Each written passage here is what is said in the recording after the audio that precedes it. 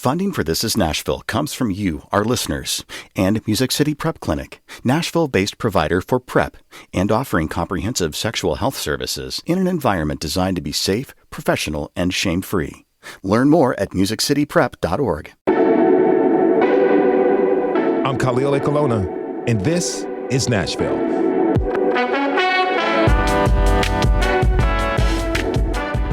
For some fans of music, songs have the capability of saving the listener. Melodies, chords, lyrics, and emotion can create powerful moments of clarity, moments that help the listener make it through whatever hardships they are facing. But what about the person or persons who wrote the song? Are they often saved by the work they produce? My guest, Mary Gauthier, passionately says yes. In her career that has spanned over a quarter century, Gauthier has been writing and performing songs that get to the heart of the human experience. She's an author whose book, Saved by a Song, The Art and Healing Power of Songwriting, tells the story of her personal growth and how, in her words, songs can bring us a deep understanding of each other and ourselves, and open the heart to love. Her 11th album, Dark Enough to See the Stars, is out now, and I'd like to welcome Mary Gauthier to This Is Nashville. So good to be with you today. Thanks for having me. So good to be with you. Okay, now you've spoken openly about the difficulties of your childhood, including being given up for adoption and then experiencing a lot of instability at home. Tell me this, what was that time of your life like for you? Honestly, I think I wrote the book to answer that question, to make sense of what happened and to see how I've managed to deal with it and process it, and to understand the impact and the healing required me having to sit around for about 5 years and write about it and sort it out. So I was given up at birth. I don't know my birth mother. I was put in a place called St. Vincent's Women and Infants Asylum in New Orleans. I'm 62. Back 62 years ago, especially in the Deep South, women who weren't married were encouraged to surrender their child, especially if they were Catholic. And so that orphanage was overflowing with babies. I found a lot out when I went to New Orleans to perform at the Ogden Museum, and I was told by a fan at the museum after I played a set that her mama used to volunteer at the orphanage to hold babies. I'm like, what? She said, oh, yeah. A lot of the women from the church went and held and rocked the babies because there weren't enough nuns to hold the children. There were so many children. Got me to thinking, wow, I laid in that crib unheld. No wonder I'm so screwed up. No wonder I ended up with drug and alcohol problem. No wonder I had things that didn't make sense in my heart and soul, and so, I found myself. I went back to that place, which was still there, and wandered the halls. It was no longer an orphanage. It was at the time a flop house, and the haunted hall spoke to me and told me that I needed to work through this stuff. I'd never really thought about it as an actual place. To me, it was sort of like a nursery rhyme or something out of a Disney movie. It wasn't a real place, and I was in my 40s. But to actually land in that place again made it real. So much of adoption is unreal to the adoptee because you come in without a story. I came through the closed adoption system, which means no information. Anyway, long story short, I became a songwriter for reasons I didn't understand until I started processing my own life through my songs. And then I realized, I was called to do this to help myself heal. You mentioned addiction and trauma being in your life at an early age. As you were growing up, after you were adopted, were there any adults around that provided some sense of stability for you? Not really. Mostly chaos. I found my way into recovery through the courts, and I was sober just a little while, and I got brought to an open mic where one of my employees was performing, and a light bulb screwed in, and I just saw her on that stage, and I thought, I want to do that. I want to write a song get up there and sing it. And the call was so deep and so profound that it was undeniable. And eventually I did do that, and I've been doing it ever since. But for me, the journey really came it sort of through Spirit whispering to me more than adults helping me. You know, it was a call to the arts. And I'm sure that there's songwriters listening and they're going, yeah, me too. Awful lot of us have found ourselves in this field, poets, authors, painters, to work through stuff, you know? Yeah. Of course, in Nashville, songwriting is also a job that is a job that involves getting into the commercial aspects of this art form. I've always focused more on the healing part because, quite frankly, I've had to. Yeah. Yeah.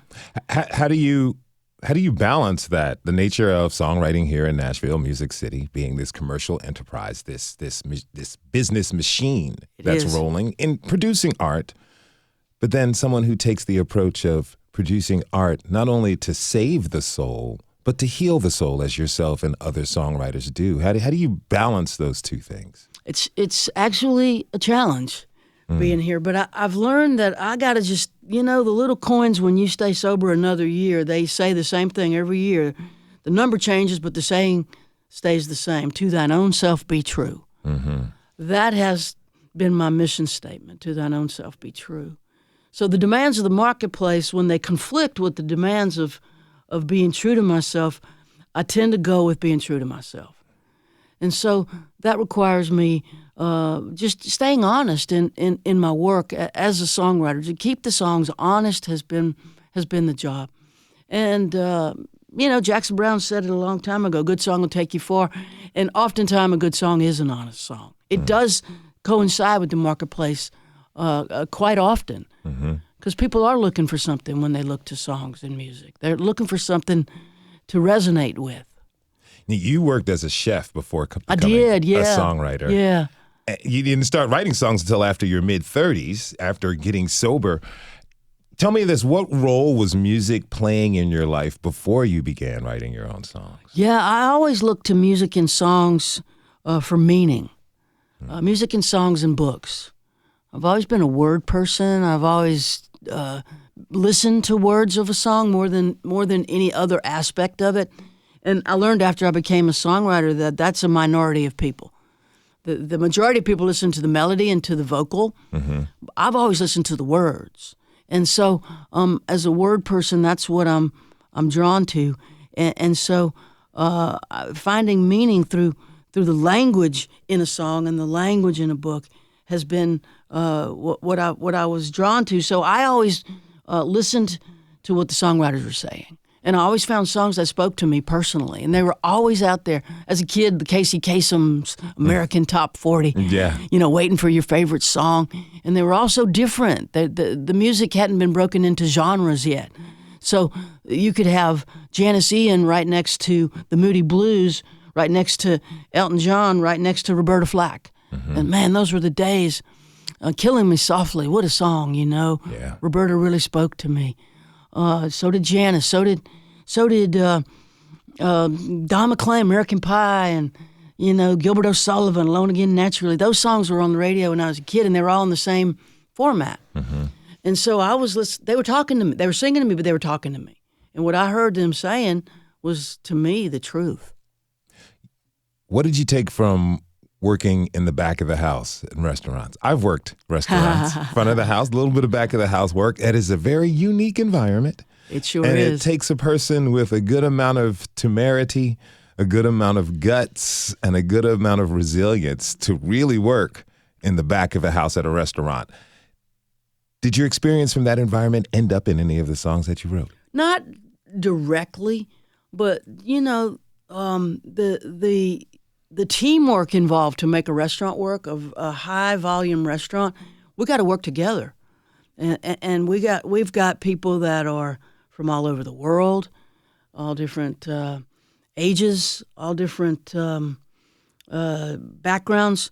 That we have to talk the same language during that rush, and we have to become a machine, and work together to get the food out and make this thing happen. And I loved it. I love the rush. I love the prepping for the rush. I love when the orders start coming in and the machine starts rolling. It was just exciting.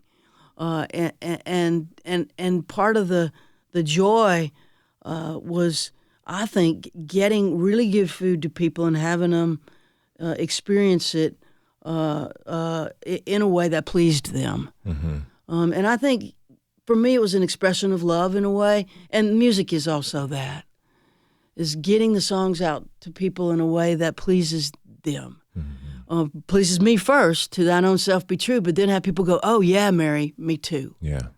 And that connection is meaningful to me. I talked to some songwriters, younger songwriters, and they're in this flux of, because of the demands of the market, they feel that I've got to do something that's popular, but I have to do something that rings true with myself. And then there's books written, most recently by Rick Rubin, famous producer, and recent legend who'd passed, Quincy Jones, who say, if you like it, there's chances someone else will. To thine own self be true. Rick preaches that absolutely, that you don't even think about the audience. Mm-hmm. You think about, is the hair standing up on my arms when I sing this thing? Does this feel honest to me? Am I being vulnerable here enough to show my insides? I think music is what feelings sound like. Mm. And so I got to show my insides on the outside in a song. And that always takes courage, because there's some element to it that is really a process of getting vulnerable. Like, can I say this? I don't know if I should be saying this. Mm-hmm. What if they turn on me if I say this? So like, well, it feels honest to me. I'm going to say it, and then people will take it or leave it. But I know that I've risen to the occasion of the song. I got to stay true to the song and to myself. And maybe Rick preaches this constantly. Don't even think about the audience. The audience will come if you're being honest, because they resonate with truth. Mm-hmm. If I put the audience first, I'm getting lost in a way. And of course, the audience matters. If you're in the music business, you got to run a business. It's got to resonate. Yeah. But I think the job of the songwriter is to lead. Mm-hmm. We lead, and there'll be mistakes, and there'll be some opportunities to fail over and over again.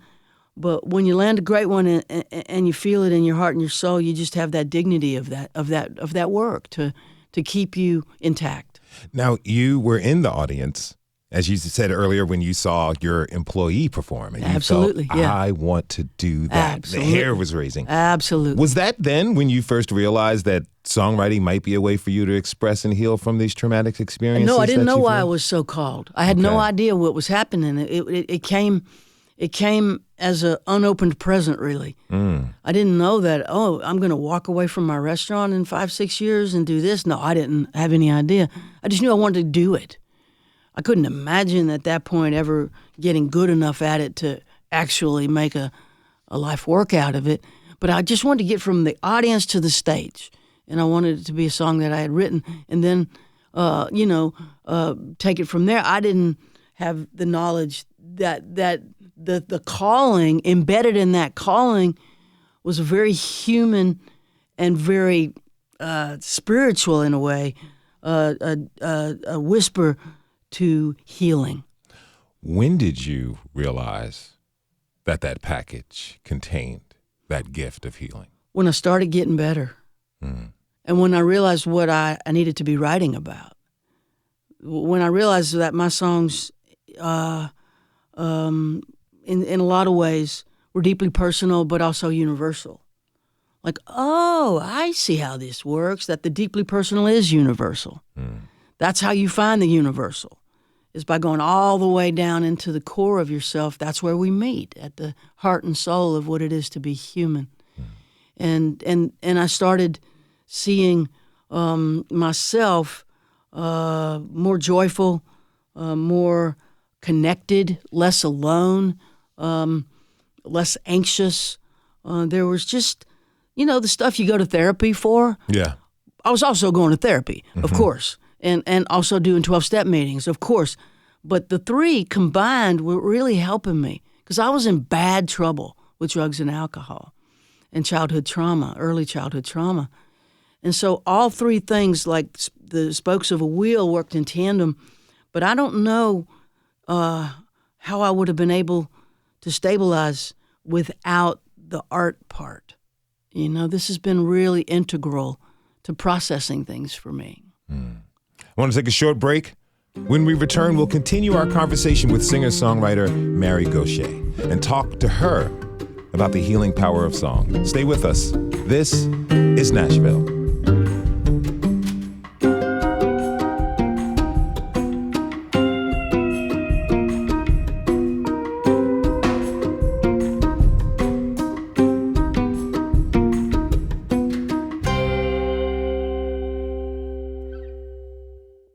Funding for This Is Nashville comes from you, our listeners, and Music City Prep Clinic, Nashville-based provider for PrEP and offering comprehensive sexual health services in an environment designed to be safe, professional, and shame-free.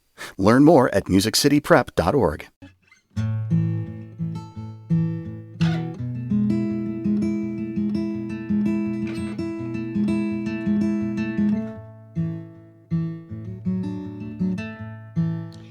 Bottom of my tears, on the backside of my fears, at the center of the pain, I hear my voice call out your name.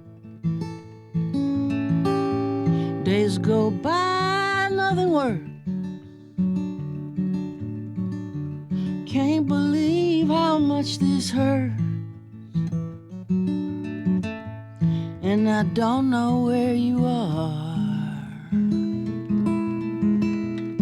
It's dark enough to see the stars. I'm Khalil Ekolona, and this is Nashville. Dark enough to see the stars. My guest is Grammy-nominated singer-songwriter Mary Gauthier. The Associated Press called her, quote, one of the best songwriters of her generation. And her music has touched millions of people. She shared the stories of her life in her music, stories that connect her with the listener and the listeners with other human beings. I'm happy to have her here with us today. Again, Mary, thank you for being here.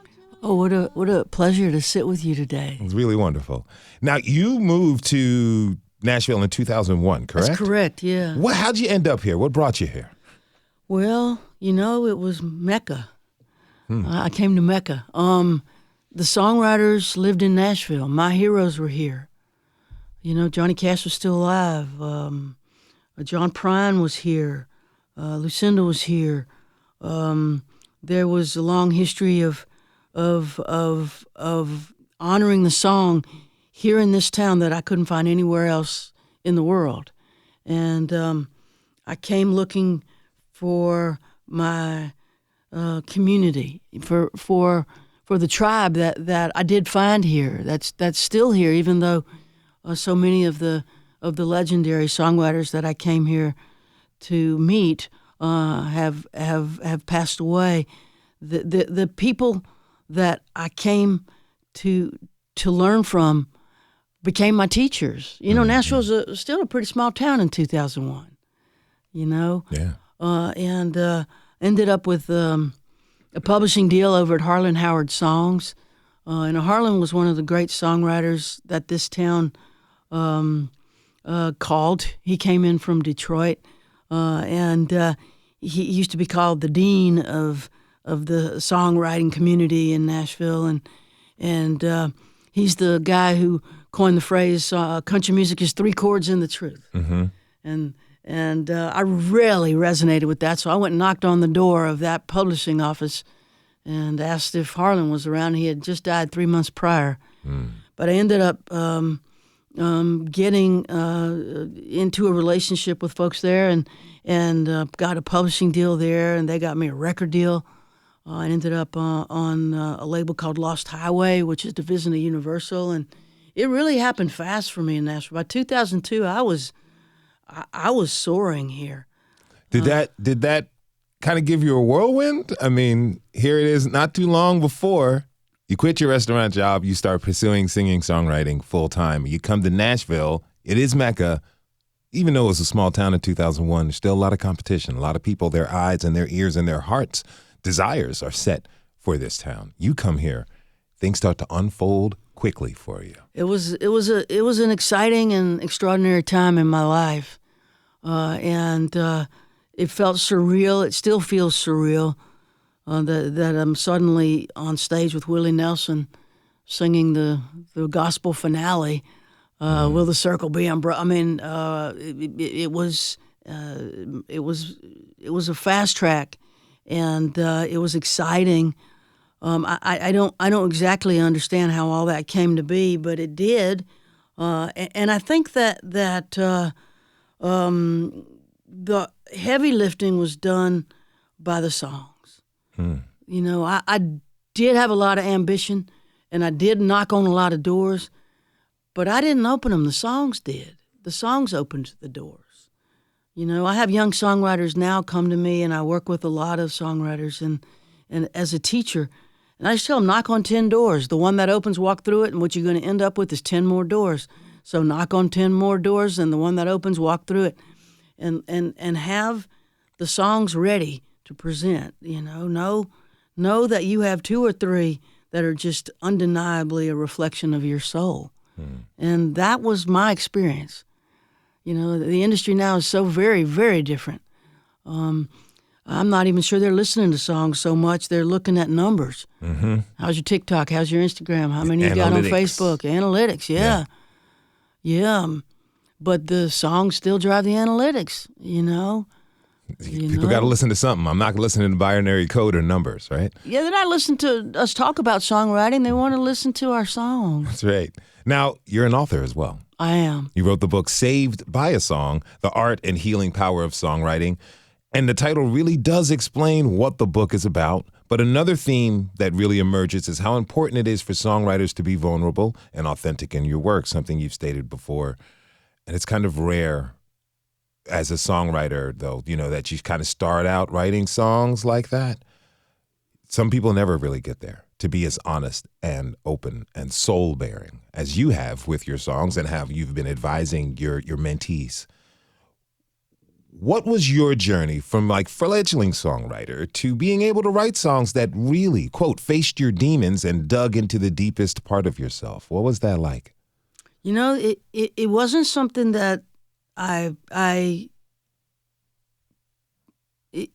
let's put it this way. I did it to live.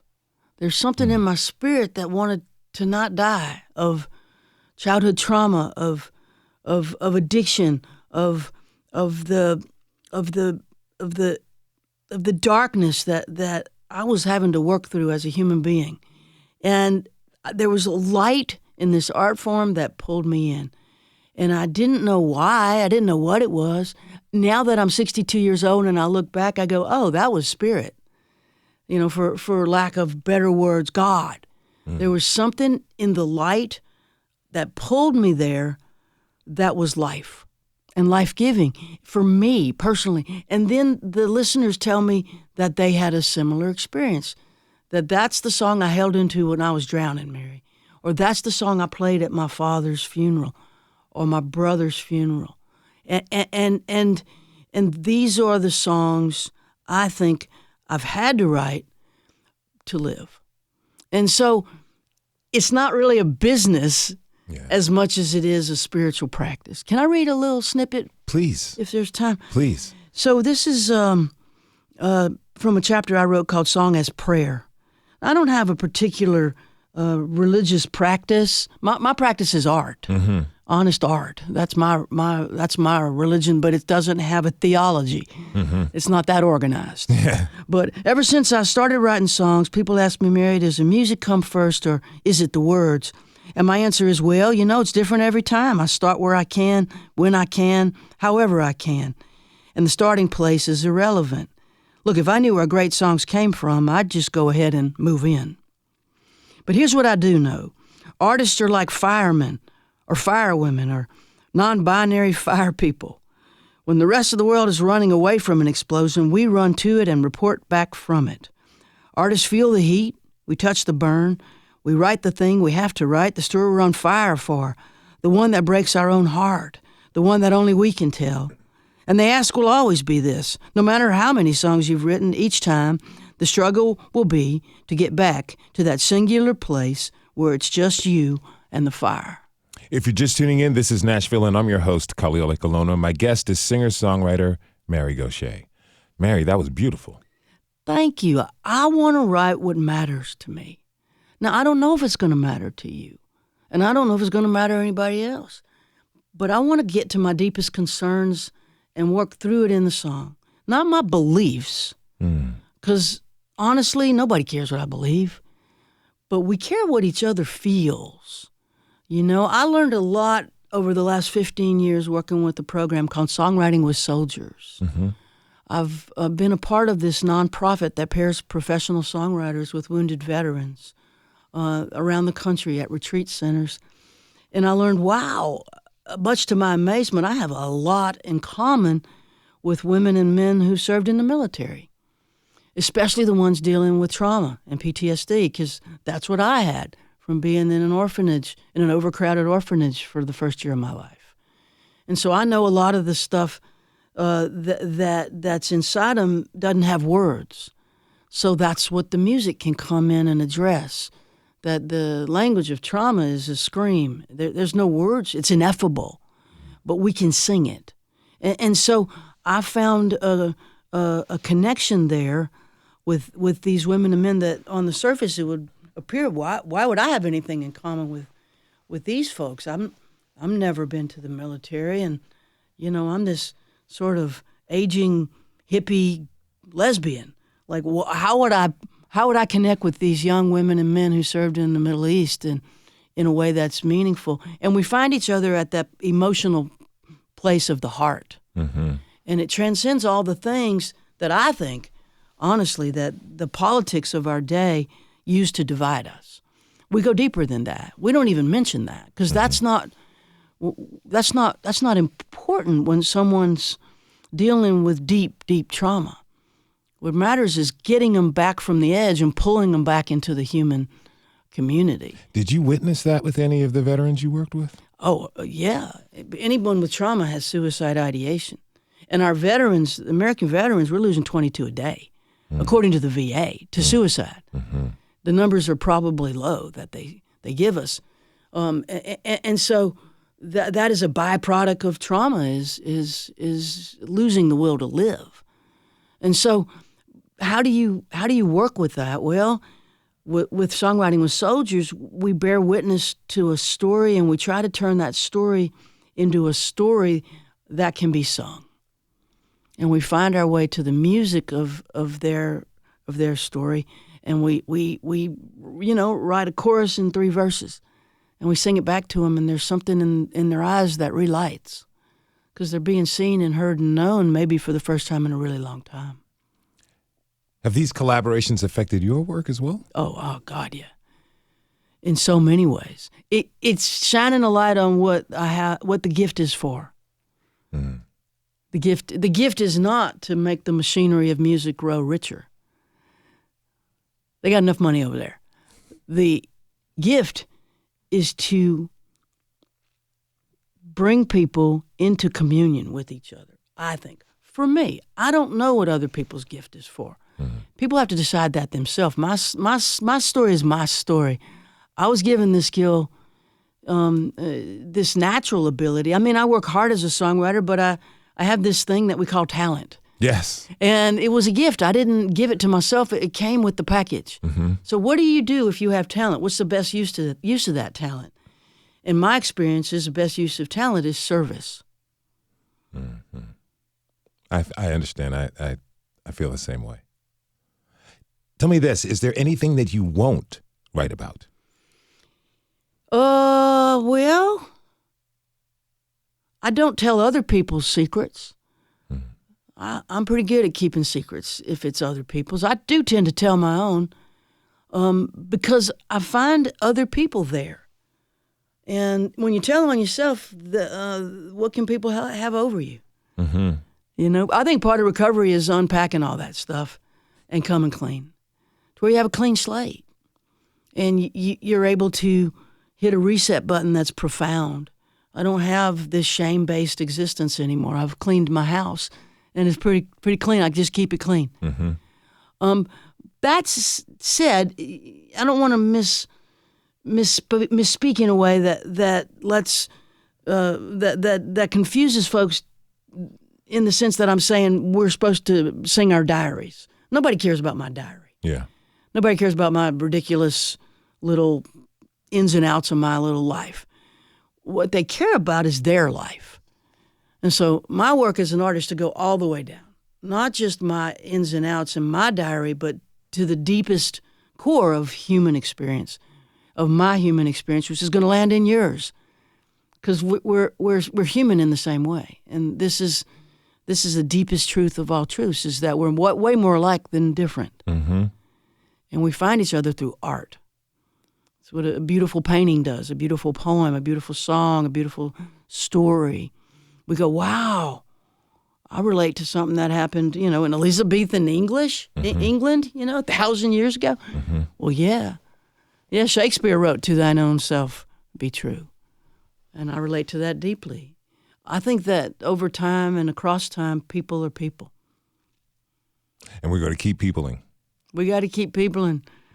And that is, I think, the deeper need and use for the arts, and songs in particular, because they are really emotional vehicles. Let's take one last break. When we come back, we'll talk about Mary Gauthier's legendary song, Mercy Now, and discuss her new album, Dark Enough to See the Stars. Stay with us. This is Nashville.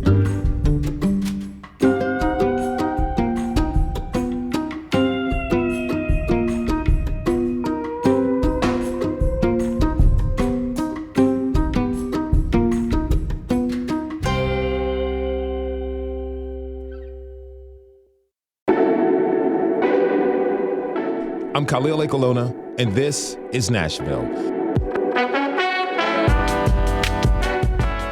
We've been talking with Grammy-nominated singer and songwriter Mary Gauthier about her work, her life, and how songs can heal. Now, early in the hour, we learned a little bit about her life and the importance of songwriting. Now let's talk a little bit about her latest album and one of her most famous songs. Mary, thank you again for being here. I do want to talk about the latest album, Dark Enough to See the Stars, but before, I have to ask you about Mercy Now. Yeah. It's the title track on the album you released in 2005, and that year it made the top 10 list for the New York Times, then the LA Times, the Daily News, and Billboard magazine. In 2014, it was named one of the saddest 40 country songs of all time by Rolling Stone magazine. In the song, you mention your brother, you mention your father, your church, your country, and you sing that they all need a little mercy now, or at least then. Maybe now, depending on who you ask. We talked a lot about the personal nature of your songs and what was going on at that time. Tell me this, what was happening with yourself, your father, your brother, your country, when you decided to pick up your guitar and pick up a pen and pad and write out that song? Yeah, that's such a good question. One of the impossible things about songwriting, and it's just so astonishing and amazing and impossible, is that a song reinvents itself over time. So what I was writing about in 2003 when I wrote that song, I could have never fast forwarded to 2024 and go, whoa, look at what it's going to mean in 20 years. Mm-hmm. And yet it does have relevance today in new ways that I couldn't have anticipated then. Art travels through time with you, and if it's a really good song, it's going to continue to stay relevant. I mean, Hank Williams' whole catalog stays relevant because, like you said, people keep peopling. But when I wrote that song, George Bush was president. We're about to enter a war that I was opposed to in the Middle East after the horrors of 9/11. My father, who was also an alcoholic, was dying of his disease, alcoholism. And the Catholic Church in the Boston area was being exposed as protectors of pedophiles in horrifying numbers. The Spotlight series of the Boston Globe uncovered more than 100 pedophile priests in the Boston area, and I was raised Catholic. So all these things converged in my life to make this song start to pour out of me. Why the plea for mercy in the song? Because I think that the only way through, we can choose mercy or vengeance. Vengeance, we're always going to be fighting, and we're always going to be at war. If we want to find a way through, as just let me put it in first person. I don't want what I deserve, because given my behaviors in an awful lot of my life, if I got what I deserved, I surely wouldn't have gotten a record deal, a publishing deal, stayed sober, and been given this incredible 34 years of recovery. What I deserve based on a lot of my behaviors is so dark. I have been shown mercy by a loving spirit, a grace, and the right response to that is to hope for mercy for others, I think. Nobody wants, I don't think, what they actually deserve based on all of the things that they've done over a long period of time, especially if they're an addict or an alcoholic like me. What we want is grace. And so I'm a believer in grace, which is an unmerited gift, which I deserve to be dead. My behaviors were horrifying. When if I look back, I should have overdosed. If fentanyl existed when I was an addict, I would be dead. And so I was given the grace to not overdose and die. That, to me, that's a mercy. So I thought, wow, I want mercy for my dad. My dad was abusive and dark and ugly to me, and yet he was an alcoholic. He had a disease, and he had mental illness too. And when he was starting to go down, I realized my heart opened to him, and I felt a deep sense of love for him.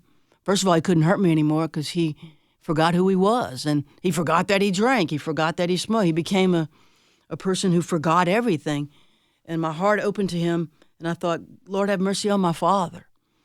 And that was a profound moment for me, because I'd found peace around all of the past and became there in the present with him. And I realized it was an opportunity for me to do for him what I could, and let the past go, and that was beautiful.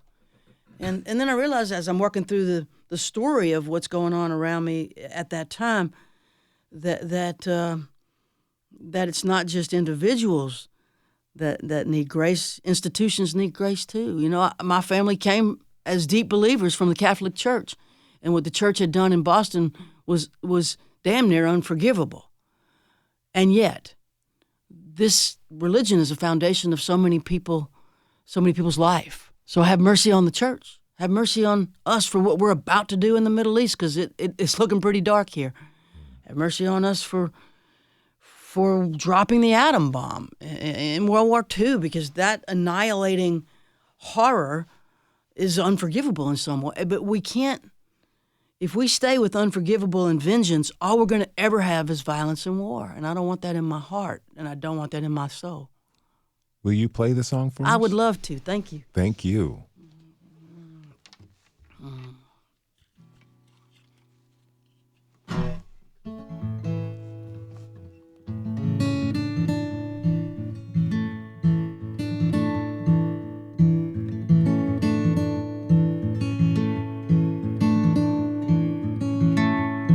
Well, my father sure could use a little mercy now.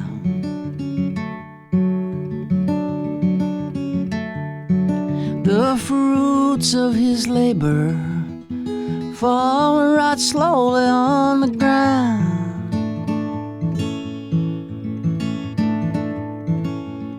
His work is almost over. Won't be long, he won't be around.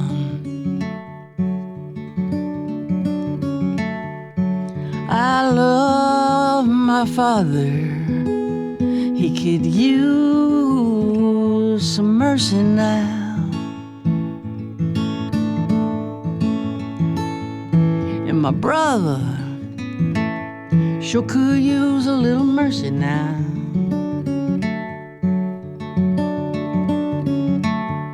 He's a stranger to freedom, shackled to his fear and doubt.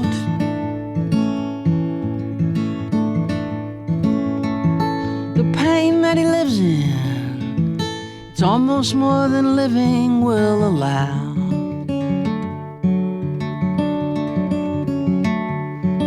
I love my brother, he could use some mercy now.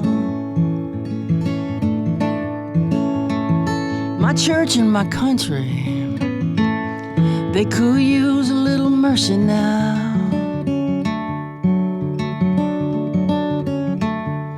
As they sink into a poison pit, it's gonna take forever to climb out.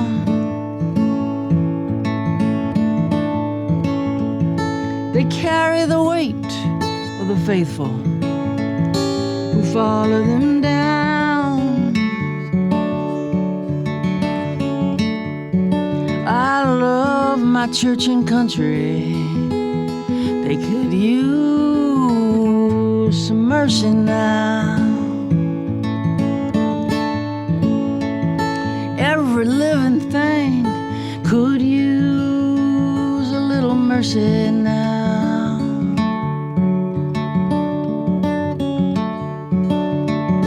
Only the hand of grace can end the race towards another mushroom cloud. There's people in power who'll do anything to keep their crown. I love life, life itself could use some mercy now.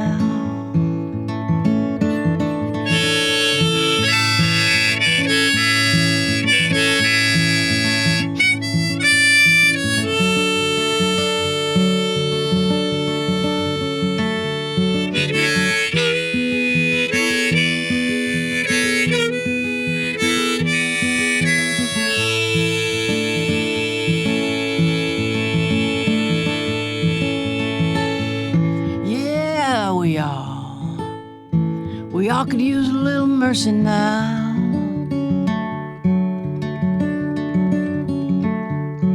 I know we don't deserve it, but we need it anyhow.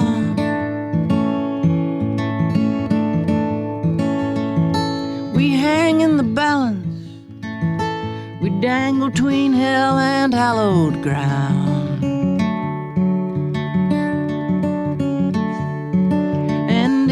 Every single one of us could use some mercy now.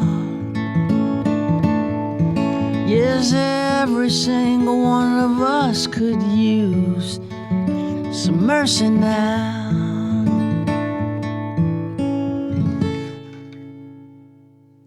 If you're just tuning in, this is Nashville, and I'm your host, Kaliole Colonna. My guest is legendary singer-songwriter Mary Gauthier. We just heard her legendary song, Mercy Now. Mary, thank you for sharing that. Do you agree that it's one of the saddest country songs of all time? No, I think it's real. I'm not sure it's a country song either. It sure feels like a folk song to me. To me as well. Although, Kathy Mattea cut it and did a beautiful job. And she's a country singer. Bobby Bear Sr. cut it and did a beautiful job. He's a country singer. Faith Hill recorded it. It never came out, but she recorded it. So a country artists have been drawn to it over the years. And they can make it country, but I think I wrote it as a folk song. And I don't think it's sad. I think it's hopeful. But I think it does make people cry. Mm-hmm. And I think we've lost track that there's lots and lots of types of tears. And I'm not sure that the tears that come from that song are of sorrow. I think they may be another kind of tear of resonating hope. Recognition of what was and also what can be. Yeah, and how vulnerable we all truly are. Yeah. And how we need each other. Now, your most recent album, Dark Enough to See the Stars, is another deeply reflective album and two prominent themes that seem to be at odds with each other, love and loss. Yeah. You've expressed today you're the kind of songwriter that, you write about what you see and what you're feeling in the world right now. Did you find love? I did. Mm. I did. I've been in a marvelous relationship for 7 years, which is my record. Yeah. It's taken a lot for me to get to the place where I can do that. But as you were mentioning, love and loss, they go hand in hand, don't they? Yeah. If you're going to love, you're going to lose. Especially as we age, loss is part of the deal. And yet, I choose love.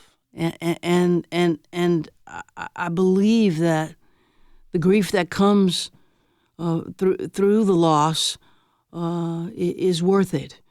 And somebody said something that led to the title track, "Dark Enough to See," from "Dark Enough to See the Stars." That really spoke to me. That the love that you've been given, you get to keep it. It's yours. You hold on to that, and the way to keep it and grow it is to go ahead and give it away. It's the strange math of love. The more you give, the more you have. Mm-hmm. The love that you've received can be held on to and grown by offering it to those around you and those that are coming in to your life anew. I like what you're saying. It's almost, to me, it resonates like it's one of the boldest expressions of courage to go ahead and love so fully, because you can lose it, but that's not the point of retaining it. The point of love is to share it authentically and genuinely. Is that where you're coming from? I think so, and as life's pages turn and age comes, to keep my heart open. That's my job, my work, my hope, and to continue to love, even though there's all these faces that are in front of my closed eyes every day that are no longer with us. I miss so many people. I've got to bring new people in, and I've got to keep loving, because that's life. To be fully alive is to love, and I think it gets scary in a way, and yet, and yet. But we don't have courage unless there's fear. That's right. Right, and to love is worth making yourself vulnerable to take that step. If you don't know that there's a bridge or anything, it could be a chasm that you fall into, but you don't know, but you just go for it anyway, right? You do or you don't. It's a personal decision, I guess. But I want to because it feels so good. Yeah. Even though it can lead to feeling so bad. Yeah. It is a vibrancy that I've longed for my whole life. And I don't want to run away from it just because I know I could lose it. I just want to ask you one real quick question. They told me I got a minute left.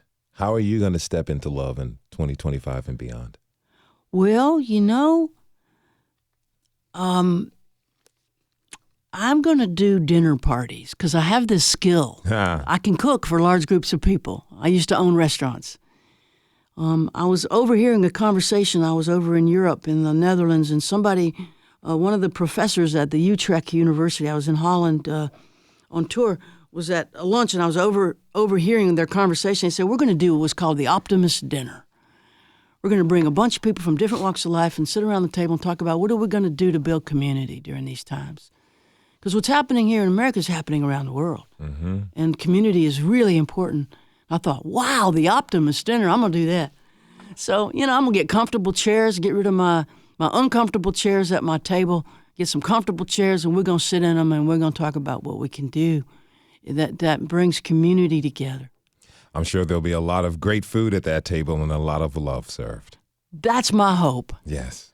Mary Gauthier is a legendary singer-songwriter. Her new album, Dark Enough to See the Stars, is out now. Mary, it's been an honor. Thank you. Oh, the privilege is mine. Thank you, Cliff. And thanks to you for tuning in this hour. This is Nashville is a production of Nashville Public Radio. Today's episode was produced by Mary Mancini. It was directed by Tasha A.F. Lemley. Our technical director and board operator is Liv Lombardi. The masterminds behind our theme music are LaRange and Namir Blade. You can listen back at thisisnashville.org or wherever you get good podcasts. And the conversation does not end here. You can comment and tell us what you want to hear from the show by leaving us a message at 615-751-2500. You can also find us on Blue Sky and Instagram, and for now, you can still tweet us at This Is Nashville. This is Nashville. I'm Khalil A. Kulona. We'll see you tomorrow, everybody, and be good to each other.